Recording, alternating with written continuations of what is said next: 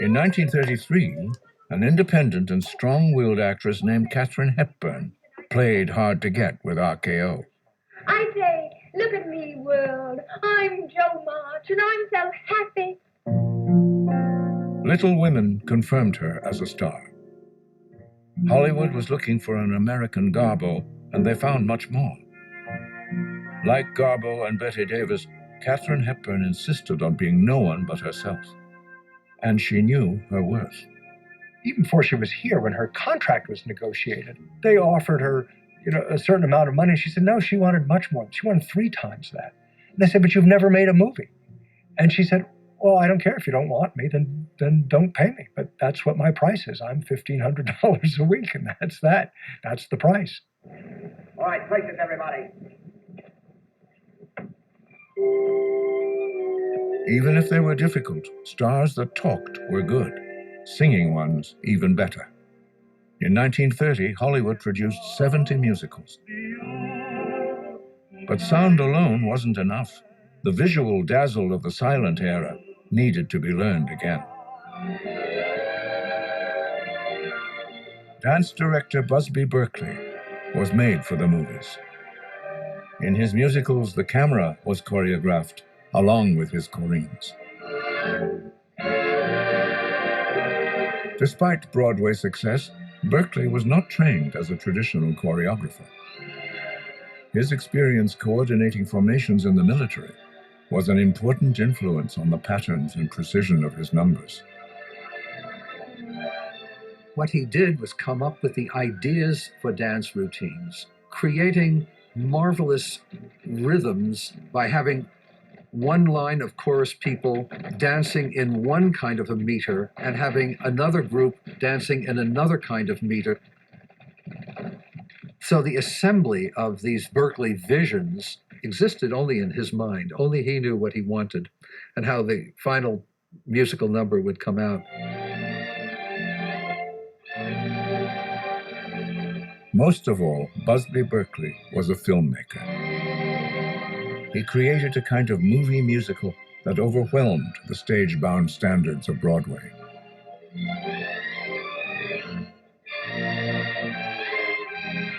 He also brought intimacy to his numbers with close-ups that inspired thousands of American girls who dreamed of stardom on the big screen. Yet even with all his innovations, Berkeley's elaborate numbers were still based on the kind of spectacles that were theater traditions. Berkeley's career burned out because the vision of what a musical number is in film changed. And it changed largely because of Fred Astaire. Fred Astaire didn't need choruses behind him. The career of Fred Astaire is an example of how the creative power of a star can change how movies are made.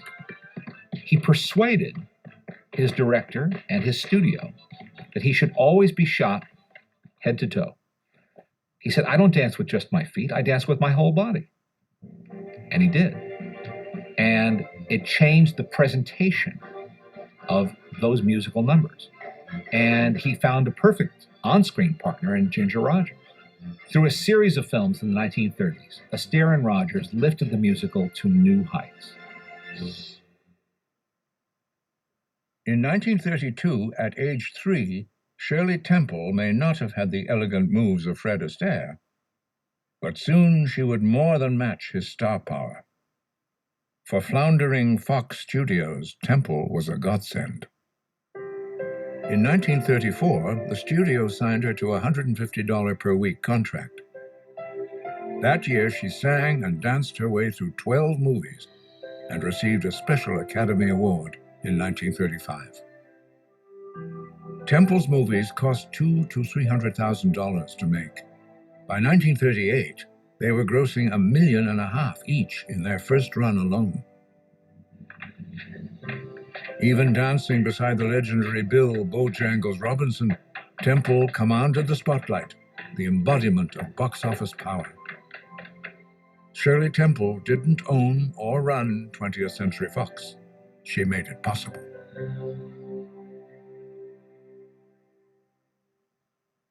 While Shirley Temple's star was rising at Fox in the early 30s, Adolf Zucker's Paramount was still struggling.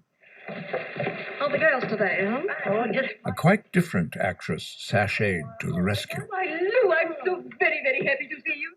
Well, Mae West came out of vaudeville, and she had this show called Sex. She actually went to jail for a period of time because she was considered pretty raunchy even in the theater. Oh, pleased to meet you. She wasn't exactly sexy, and yet she reeked sex at the same time. I am delighted. I have heard so much about you. Yeah, but you can't prove it. Well, there was a huge ambivalence on the part of the moguls because they saw that sex sells, salaciousness sells, raunchy the better. On the other hand, they had become this force, this moral force. They took it upon themselves to uplift the public.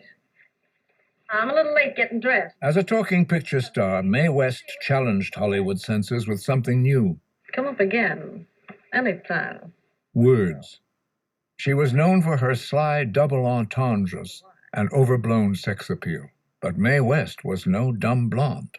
She was a hard-headed businesswoman as well as a scriptwriter. She could do it all. She could produce a movie if she had to. She could direct a movie if she had to. Yeah, he'll listen to you.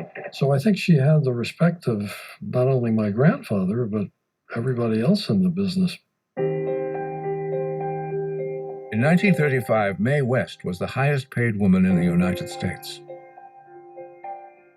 But a new code of movie censorship, managed by conservative Catholic Joseph Breen, began to sentence by sentence water down Mae West's slinky way with words. It got so tight after a while that nobody could do anything on screen. You know, married couples had to be in separate beds. You could never show a bathroom or a toilet. Kisses could only be so many seconds and all that sort of stuff. That went on for years. An increase in censorship led to a decrease in Mae West's popularity. Power and fame in Hollywood could be spectacular, but as fleeting as a production code kiss. In the 1920s, Louis J. Selsnick, a fearless, acerbic, and opportunistic former jeweler, found this out when he entered the movie business and took on Louis B. Mayer and Adolf Zucker. Everything about Louis J. Selsnick was abhorrent to Louis B. Mayer. He was extravagant, he was boastful, he just overextended too far too fast, too many properties, too many stars, not enough money. Live beyond your means, he told his sons, David and Myron. It gives you confidence. Whether Louis Selsnick did himself in or got help from his annoyed and angry competitors, in 1923 he was forced into bankruptcy. But Hollywood power is often generational. His sons, who already had a taste of the movie business as teenagers, were determined to get even. I think from the photos that you can see of my father, he was a dreamer. So there was this robust charm, aggression, drive, combined with a dreamer. Early on, the Selsnick brothers set out to conquer the world of the movies that had humiliated their father. To enhance his image, David added a middle initial to his name. I think he went through all the letters of the alphabet and finally decided, the O looks good. In later years, people thought he might be David O' Selsnick, the first Irish Jew, but that wasn't the case.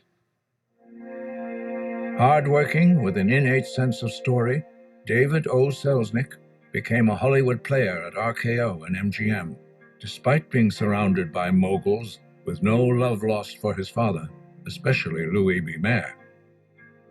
This didn't stop Selsnick from marrying Mayer's daughter, Irene, in 1930. Despite jokes about the son-in-law also rises at MGM, he started his own studio in 1935, announcing boldly, "I'm 32 and I can afford to fail." That was the kind of self-confidence that built Hollywood. But the moguls also exercised power far beyond their studio walls. When Herbert Hoover was inaugurated as president in 1929, Louis B. Mayer was invited as the new president's first overnight guest at the White House. The Hollywood studio heads were staunchly conservative and mostly Republicans. But in the turmoil of the 1930s, America was rife with radical thinking. When avowed socialist Upton Sinclair looked like he might win the race for California governor in 1934, the Hollywood image factories were geared up for action. MGM, with Thalberg in the front, created these faux newsreels of quote-unquote bums coming into California saying, yeah, we're coming to California because Upton Sinclair is going to be governor and we're going to get a free ride, and then played those things as if they were newsreels in the movies. Ironically, the immigrant moguls like Louis B. Mayer had arrived in America as less than promising newcomers themselves. But movie success allowed them to ignore their past. Socialist Sinclair was defeated. Defeating Upton Sinclair was the kind of surreptitious power play well known in Hollywood, and not even Irving Thalberg was safe. A perfectionist whose eye was more on what was on the screen than on the bottom line. It was said that the frail young producer didn't make movies, he remade them.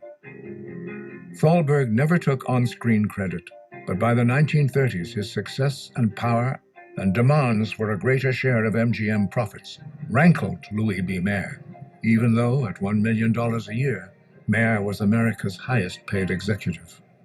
To L.B. Mayer, the most important thing in his life was Metro-Goldwyn-Mayer. He built it. It had his name on it. It was his. That was the most important thing in his life. To Irving Thalberg, the most important thing in life was Irving Thalberg. Thalberg's fragile health had always been a concern, but it never affected his power at MGM until 1932, when he had a massive heart attack. While Thalberg was recuperating in Europe, Louis B. Mayer and his boss in New York, Lowe's president Nick Schenck, ordered a major reorganization. They created a new inner circle of unit producers, all equals to Thalberg. It was a coup, no question about it. And Thalberg just felt this was a total betrayal because it had been done while he was away, that they used his illness to take advantage of him, to depose him, essentially. And he said, they knifed me. They knifed me. With no choice, Thalberg returned to MGM as just one of several producers, but his work still stood out for high standards and an often lavish commitment to quality. When Thalberg finally died at age 37, the sentimental side of Hollywood celebrated his short but brilliant life. Irving Thalberg would remain a model of the elusive mix of art and business that was the ideal, if not the reality, of Hollywood success. Even before the death of Irving Thalberg, young, ambitious, and independent David Selsnick was angling to lead a new generation of Hollywood moguls. At the same time, his brother Myron was carving a power base of his own as an agent. Myron was 5'8", David was 6 feet tall. My father had all of his hair, all of his life. Myron started losing his hair in his 30s. So he was this balding, acerbic, alcoholic, driven, charming rascal. He was ruthless, and I think a lot of people hated him. Certainly Louis B. Mayer hated him. Once tolerated as pests, during the 30s, agents were becoming the bane of movie moguls determined to control the fates of their stars. Myron Selsnick was the first to challenge their power. He wouldn't be the last. Opportunities to make it big in the movies were still there for those willing to take on Hollywood power head-on. Howard Hughes was the young heir of an inventive oilman from Texas. He arrived in the movie capital in the 1920s, a brash and handsome 20-year-old. He was already enthralled by the magic of motion pictures. It wasn't easy for an outsider to break into the Hollywood inner circle. Most people who tried to break into the movie business were scrappers. And they had ambition, they had drive, but they didn't have money. They needed financing. He didn't. He had the money. He went to Carl Laemmle, and Carl Laemmle, who was 2 feet tall, and Hughes was 7 feet tall. It was quite a combination. But they respected each other, and this young man was coming and asking all the questions. How do you make this? How do you do that? What do you do? I mean, who do you hire? And Laemmle knew that he was going to be a force in Hollywood. Hughes went his own way, but not without some of Hollywood's most famous beauties at his side. It took him 4 years and nearly $4 million, the most spent on a movie up to that time.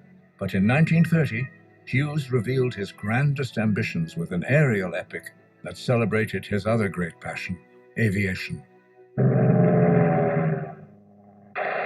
Hell's Angels took off where the movie Wings had flown before. In Hollywood, nothing succeeds like repetition.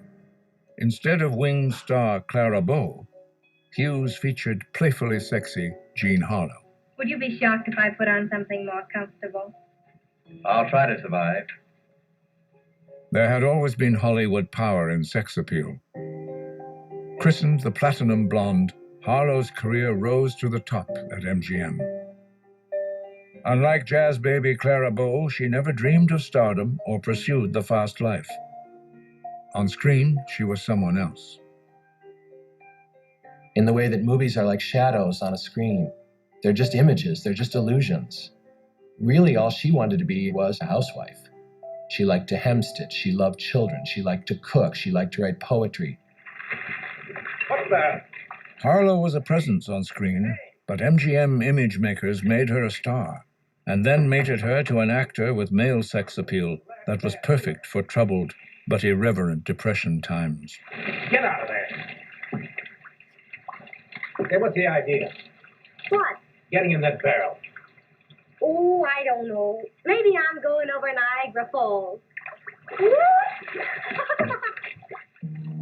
Gable is country boy, Cadiz, Ohio.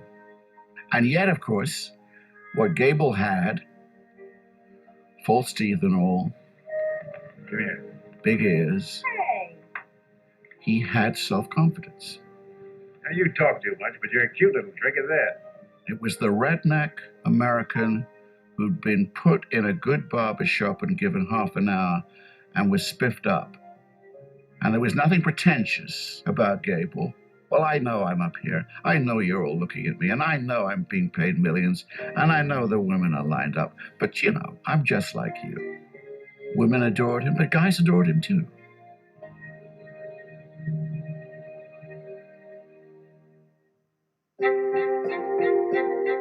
The movie moguls didn't need to be loved. They wanted to win. Hollywood power was a gambler's game. Darryl Zanuck was one